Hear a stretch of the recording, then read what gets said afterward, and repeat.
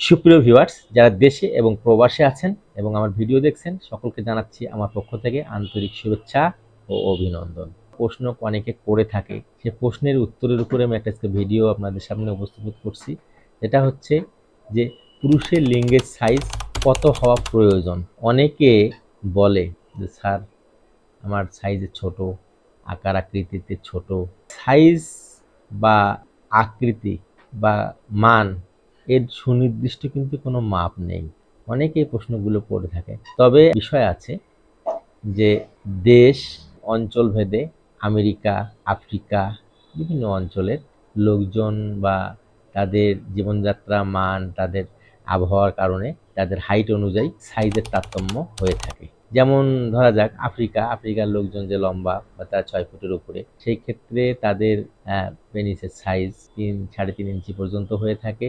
আবার দেখা যায় সেই ক্ষেত্রে 8 থেকে 9 সেন্টিমিটার। আমাদের দেশের যে সেই ক্ষেত্রে আবহাওয়া অনুযায়ী আমাদের সেরকম দেখা যায় 2.5 থেকে 3 ইঞ্চির মধ্যে। এর জন্যে হতাশা হওয়া, আবেগঘন পরিস্থিতিতে বা চিন্তামগ্ন হওয়া, এটা কোনো কারণ নেই।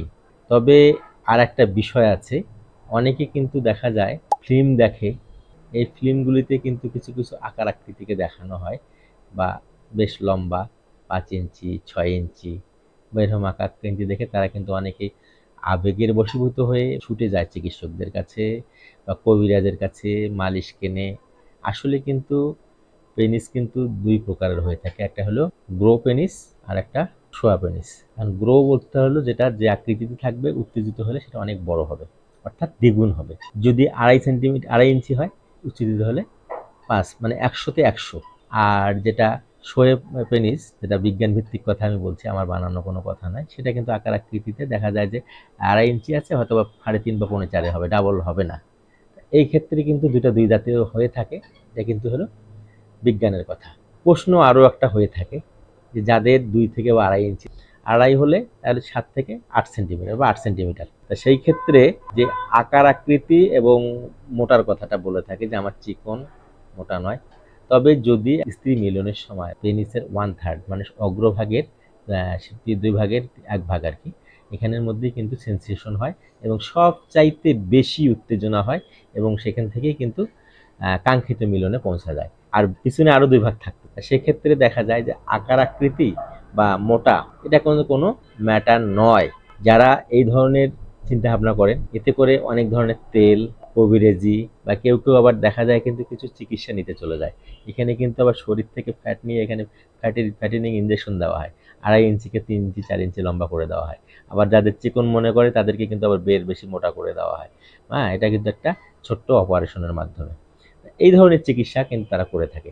কিন্তু প্রকৃত অর্থে আসলে কিন্তু এটা এমনটা নয়। তবে কিছু কিছু ক্ষেত্রে কিছু কিছু সমস্যার কারণে কারো কারো বলে যে আমারটা স্যার একটু বেঁকে গেছে, একটু হেলে গেছে। আসলে কি, বেঁকে যাওয়া বা হেলে যাওয়া এটা কিন্তু কোনো সমস্যা না, একটু হেলতেই পারে বা একদিকে একটু বাঁকতেই পারে। আবার অনেক সময় দেখা যায় যে এটা মিলনের সময় যদি তেমন কোনো সমস্যা বা পরিলক্ষিত হয় না। তবে কিছু কিছু ক্ষেত্রে কিছু কিছু অনিয়মে, কিছু কিছু শারীরিক সমস্যার কারণে কিছু সমস্যা কিন্তু চলে আসে।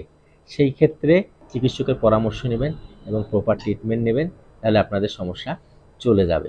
তাহলে একটা বিষয় আপনাদের পরিষ্কার যে আপনারা এই আকার আকৃতি নিয়ে এলাকা ভেদের বা আপনাদের কোনো মাথায় টেনশন রাখবেন না। আপনার ছোট বা আকৃতিতে কম, এটা কোনো সব মাথা থেকে ঝেড়ে ফেলুন। আজকে আপনাদের এই ধরনের টেনশন নিরসনের উপর ছিল আজকের ভিডিওটা। আজকের যদি ভিডিওটা আপনাদের ভালো লাগে, অবশ্যই আপনারা লাইক করবেন এবং শেয়ার করবেন এবং আপনাদের যদি কোনো মতামত থাকে তা অবশ্যই কমেন্ট বক্সে লিখে জানাবেন। আমি পরবর্তীতে সে বিষয়ে আলোচনা করে জানিয়ে দেব।